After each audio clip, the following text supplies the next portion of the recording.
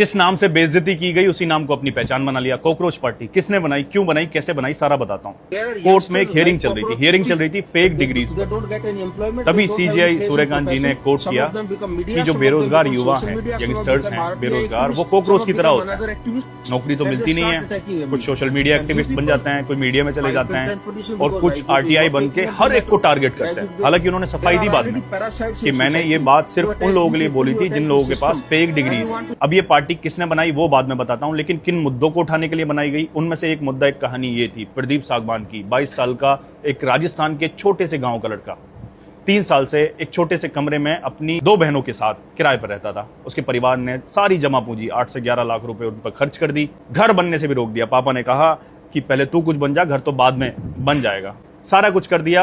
इस बार जब उसने नीट का एग्जाम दिया, 3 मई को नीट का एग्जाम देने के बाद उसने अपने पापा को फोन लगाया और बोला, पापा इस बार आपका बेटा डॉक्टर बन जाएगा, 650 से ज्यादा मार्क्स आएंगे 720 में से, तो अच्छी रैंक आएगी।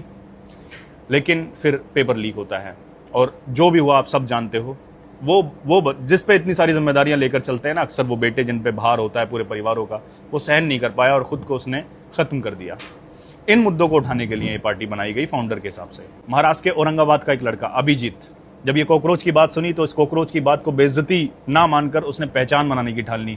एक ऑनलाइन पार्टी बना दी, कॉकरोच जनता पार्टी, और उसमें अनबिलीवेबल उसने कंडीशन डाली कि कौन कौन उसको ज्वाइन कर सकता है। उसमें फॉर्म डाला उसने कि आप, पहली कंडीशन ये है कि आप पढ़े लिखे बेरोजगार होने चाहिए, मतलब आपके पास डिग्री हो लेकिन आप बेरोजगार होने चाहिए।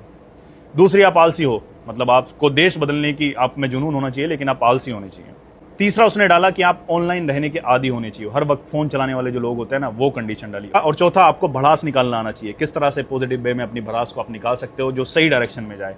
ये 4 चीजें अगर आपके अंदर हैं तो आप ये पार्टी ज्वाइन कर सकते हो। उसने बाकायदा गूगल फॉर्म एक्स पर अपलोड किया और उसका इतना बड़ा असर हुआ कि 2 दिन में ये अपने आप में एक बड़ी पार्टी, हालांकि कोई रजिस्टर्ड पॉलिटिकल पार्टी नहीं है, लेकिन किसी भी पॉलिटिकल पार्टी के इतने ज्यादा, पूरी दुनिया में इतने ज्यादा फॉलोअर्स नहीं है जितने उसने 2 दिन में बना लिए। पार्टी का मैनिफेस्टो क्या रखा है कि 50% रिजर्वेशन मिलना चाहिए वुमेन को कैबिनेट में।